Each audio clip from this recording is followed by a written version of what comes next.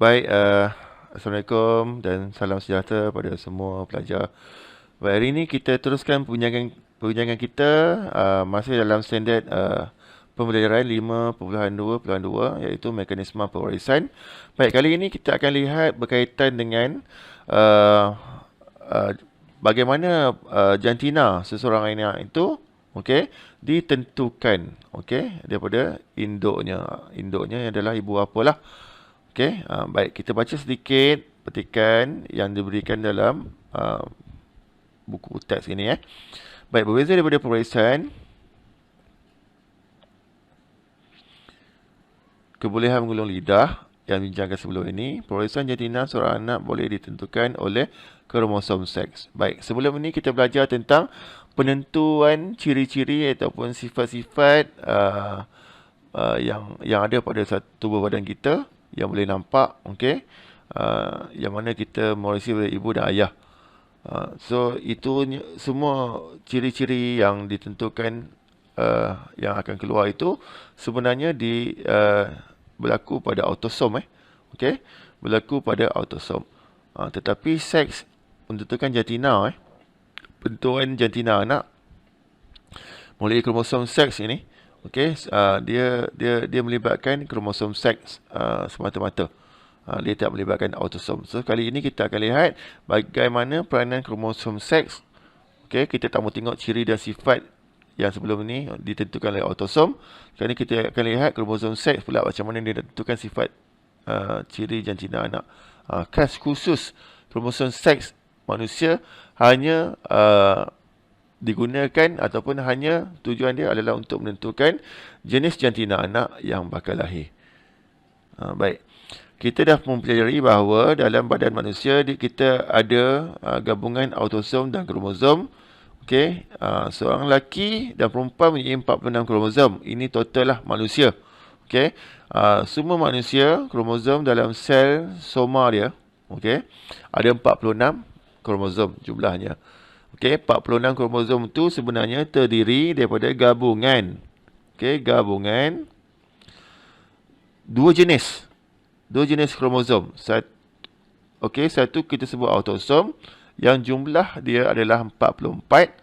Okey, dan satu lagi jenis disebut kromosom seks yang jumlahnya hanya dua. Kalau kita ingat lagi, okey, pada awal bab 5 genetik kita telah lihat kriotip. Maksudnya susunan pasangan gen. Pasangan gen disusun daripada angka 1, pasangan yang pertama, sampai pasangan yang ke-22. Okey, dan diberitahu bahawa nombor 1 sampai angka 22 pasangan itu adalah autosom. Dan ada lagi tepi. Tepi dia itu ada dua lagi. Ada dua kromosom membentuk satu pasangan. Okey, untuk satu pasangan yang menyebabkan dia berjumlah sebanyak 23. Okey, 23. So satu pasang kromosom dia ada dua kromosom lah maksudnya. Kalau satu pasang kromosom seks maksudnya dia ada dua kromosom seks. Okey. Baik 46 kromosom kita dah belajar dulu. Okey, kalau dalam pasangan kita ada sebanyak 23 pasang. Kalau kita pasangkan dia impair 2 2 2 2 kita dapat 23 pasang. Okey. 23 pasang ni okey, sebenarnya 22 pasang kromosom pasang adalah autosom, jenis autosom. Okey. Satu pasang lagi PSG ni pasang awak jangan ringkas lah. Saya sebab nak tulis. Satu pasang lagi adalah kromosom seks. Kromosom seks. Sebab itu kalau kita rujuk ni 44. 44 kalau bagi 2 dapat 22 lah. Okey. 44 ni kalau kita pasangkan dia dapat 22 pasang. Ni. Okey, 22 pasang. Kalau kita pasangkan dia. Okey, kita pasangkan dia, pasangan dia. Kromosom seks satu pasang lah. So betul lah total dia ada 23 pasang. Kan? 23 pasang. So ingat yang menentukan ciri rambut, warna kulit apa semua tu, okey, mata biru ke mata hijau ke, itu semua autosom. Nak tentu jantina bukan autosom, dia adalah kromosom seks. Baik, lelaki mempunyai, saya ambil warna hijau. Warna hijau. Okey, lelaki dia ada 2 jenis kromosom seks, iaitu X, satu X, satu lagi jenis Y, variant dia. Okey, variant bagi kromosom seks lelaki. Baik, perempuan kita color dia warna apa? Pink Okey, perempuan. Okey, dia ada 2 juga kromosom seks, tetapi kedua-duanya adalah jenis X sahaja. Tidak ada Y. Alright? Itu. Okey, selepas meiosis maksudnya selepas pembagian sel untuk dapatkan gamet, okey. Meiosis ni tujuan dia dah belajar hari itu untuk menghasilkan sel anak. Sel anak itu bawa gen ataupun kromosom sama dengan separuh daripada induk dia. Induk dia ada 46, dia mesti separuh. Okey. Baik. Tak kira dia lelaki atau perempuan. Sebab anak-anak ini adalah sel pembiakan. Sel pembiakan lelaki ni dinamakan sperma. Okey. Baik, kita lihat sperma dulu. Mempunyai separuh bilangan kromosom induk. Okey, sebab dia meiosis, hasil pada anak mesti separuh daripada induk bilangan kromosom dia. So, dia dapat 23 kromosom. Dalam 23 kromosom itu, ada apa? Okey, ada 22 autosom dan 1 X. Atau, kebarangkalian yang lain, dia boleh dapat, okey, pada satu sperma tu, dia 22 tapi Y. Maksudnya setiap sperma tu dia tak semestinya semua X. Sebab ayah dia boleh bagi X dan Y pada kromosom seks. Bilangan autosom 22 sama. Okey, tapi kromosom seks mungkin sperma yang pertama dapat X. Mungkin sperma kedua dia tak ada X, dia ada Y. Alright, itu kesimpulan dia. Okey, ovum. Ovum pula, kita lihat ovum. Okey.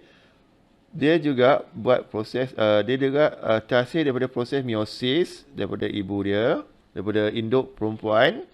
Okey, yang mana bila sebut proses meiosis, anak yang terhasil iaitu ovum-ovum nanti yang terhasil tu, yang terbentuk tu, okey, akan dapat bilangan kromosom dia separuh daripada induk. Induk 46, kita belajar manusia mesti 46 kromosom.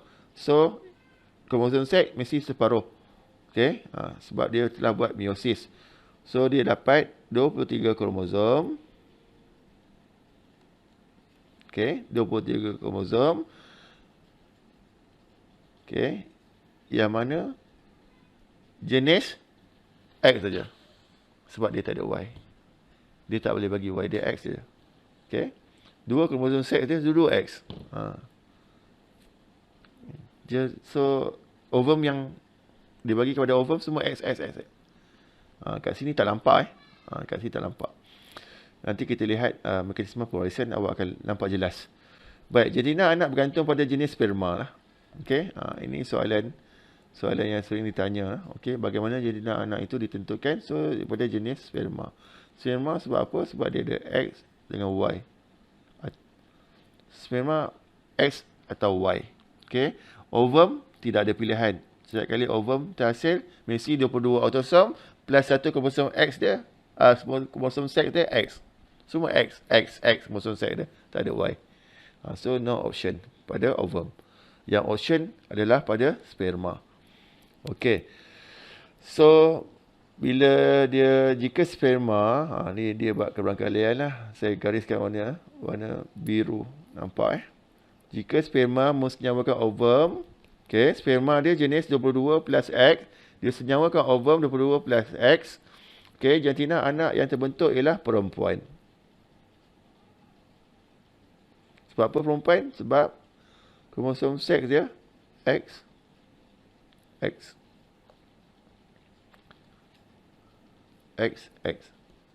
Okey. Baik, jika sperma yang datang itu adalah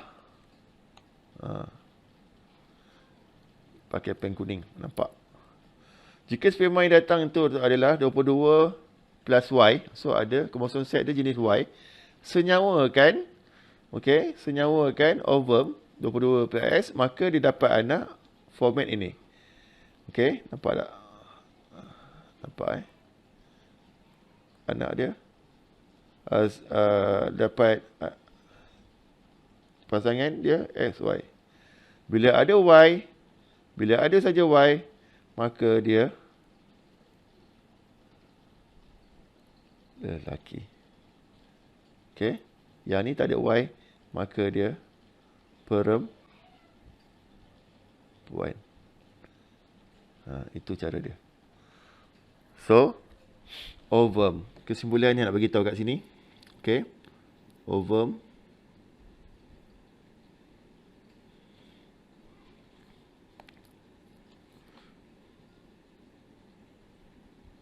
Sperma. Ovum. Sperma. Okey. Ovum dia hanya beri 22 plus X. Sperma dia ada 2. 22 plus X atau lagi satu 22 plus Y. Sperma boleh dapat. Sama ada nak dapat 22 plus X ataupun dia sperma itu dapat 22 plus Y. Okey baik. Ini gambar parents lah, induk Induk ibu dan ayah. Okey, sepasang keluarga, pasangan suami isteri, yang mana perempuan 44 autosom dia campur 2X, jumlah kromosom dia 46. Ini pun sama. 44 campur XY 46. So 46 ini adalah manusia. Jumlah kromosom badan manusia mesti 46. Okey, so bila meiosis, diterang dalam bentuk gambar pula bagi awak nampak jelas. Okey, bila meiosis berlaku, meiosis untuk mendapatkan sel pembiakan. Okey, kalau perempuan dia akan dapatkan ovum. Okey, ini gambar belakang ni yang bulat ni, ini adalah gambar ovum. Gambar ovum. Yang background ungu ni. So sperma ni. Okey, dia tunjuk anak panah kat sperma. Yang ni tunjuk anak panah kat ovum. Okey, sperma dia ada 2 keberangkalian, sama ada dapat 22 plus X atau 22 plus Y. So bila bergabung, okey, sperma yang pergi ni bukan satu, beribu-ribu, okey, berjuta-juta sekali dilepaskan ke dalam sel pembiakan perempuan dan bergerak ke dalam sistem pembiakan perempuan untuk mencari ovum. Dan bila sampai saja, bukan semua yang boleh, okey, mana sperma yang berjaya saja, satu sperma yang berjaya saja, okey, in normal case lah, yang biasa lah, okey, kebiasaannya satu sperma yang betul-betul hebat saja yang boleh sampai ke ovum dan masuk dan bersenyawa dengan ovum, okey, berkongsi nukleus, share nukleus. Okey. Ovum tetap 22 plus X. Sebab itu kalau kita ambil kiraan ovum, okey, dia tetap sama. Okey, dia tetap sama 22 plus X tambah dengan sperma. Sperma dia ada 2 jenis. Kalau yang datang itu bawa X, maka anak dia perempuan. Sebab apa? Sebab dia dapat 22 campur 22, 44 tambah SX 2 kali X. Okey, yang ni kita lihat satu lagi jenis. Kalau yang sperma yang sampai pada ovum itu adalah jenis Y, 22 plus Y gabung dengan X.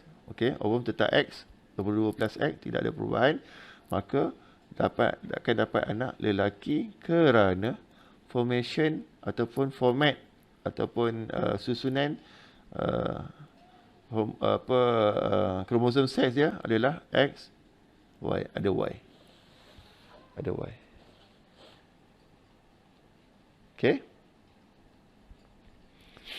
Baik, ini secara mekanisme pewarisan. Okey. Mekanisme pewarisan, ini gambar rajah, okey, rajah skema pewarisan untuk tentukan jantina anak. Untuk tentukan jantina anak. Kat bawah ni bagi tahu dah rajah skema pewarisan jantina anak. Okey, yang tadi dah terang. Yang ni dia terang dalam bentuk rajah skema. Awak lihatlah sendiri, okey, bapa dia 46 kromosom manusia, okey. Ibu 46 kromosom manusia juga, bukan alien. Okey, jumlah dia 46. Kalau 47, 48 tu dah jadi organisma lain. Okey, bukan manusia. Okey, buat meiosis untuk bagi pada sperma. Sperma dapat 1X. Sperma pertama. Sperma kedua dapat 1Y. Okey, ibu, ovum yang pertama tetap X, ovum yang kedua pun tetap X juga. Kita lihat kromosom seks, okey. X, Y, SY. SY, XX. So kita kahwinkan, kita buat persenyawaan lah. Gamet jantan jumpa gamet betina ataupun sperma bertemu ovum. Itu namanya persenyawaan. So cara nak buat persenyawaan ikut gambar rajah skema ni, cara yang saya ajar sama juga. Kita ikut formasi 1 1 1 2. Lepas 1 2 lah. 2 1 2 2. Okey. Had 1 ambil turun bawah, kita dapat, okey, daripada campur dengan had 1 daripada ibu. 1 daripada ayah kahwin dengan ovum nombor 2 daripada ibu. Begitulah seterusnya sehingga kita dapat keberangkaian genotip yang terhasil ini. Bentuk genotip maksudnya bentuk susunan, okey, susunan bagi kromosom seks yang terhasil. Autosom tetap sama 44 semua, tak usah kisah, kita kisahkan pada kromosom seks dia. Okey, anak yang pertama gabungan pasangan kromosom seks dia adalah XX, maka dia perempuan. Sebab tak ada Y. Anak yang kedua, selepas kacuk, selepas buat percamaan dapat perempuan. Saya sebut kacuk sebab teringat tadi kita dah belajar kacuk sebelum ni kan. Okey.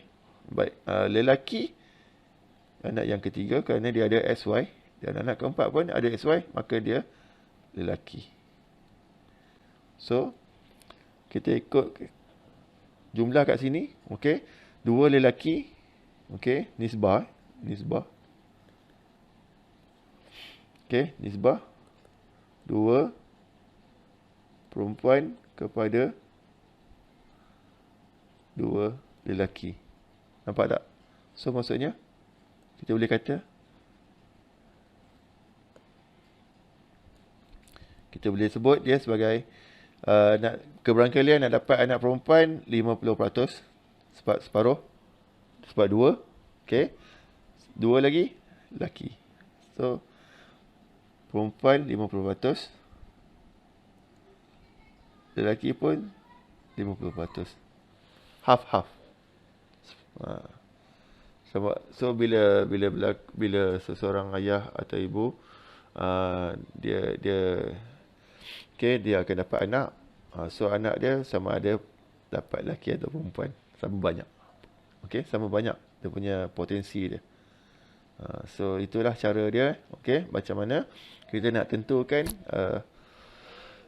macam mana jantina anak itu boleh jadi perempuan, dan jantina macam mana pula jantina anak itu dia jadi lelaki. Baik, itu saja untuk kali ini. Okey, sekian, terima kasih.